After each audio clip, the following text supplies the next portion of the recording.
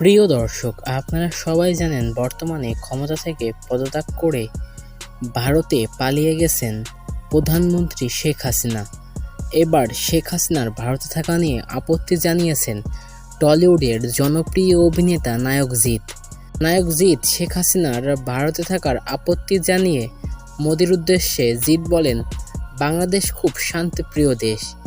বর্তমানে এই দেশে খুব খারাপ অবস্থা বিরাজ করছে। জিৎ বলেন, বাংলাদেশ আবারও শান্তি ফিরে আসুক। যে ভালোবাসা ও আনন্দ নিয়ে ওরা বাঁচতে চেয়েছিল, তারা যেন শান্তি নিয়ে আসতে পারে, সুস্থ ও সুন্দরভাবে জীবনযাপন করতে পারে।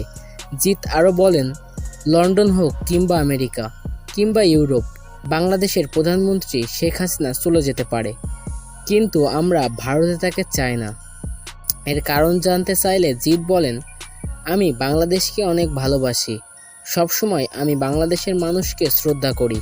আমি মন থেকে চাই না যে শেখ হাসিনা ভারতে থাকুক। থাকলে আমাদের ভারত ও বাংলাদেশের সাথে সম্পর্ক আর থাকবে না। শেখ হাসিনা ভারতে থাকলে আমাদের বাংলাদেশের ভাইদের সাথে দ্বন্দ্ব বাড়তে পারে।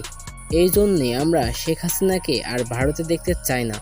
তো বন্ধুরা, শেখ হাসিনাকে নিয়ে জিতের কথাগুলো আপনাদের কাছে কেমন লাগলো? তো অবশ্য কমেন্টস করে জানাবেন আপনাদের মূল্যবান মতামত।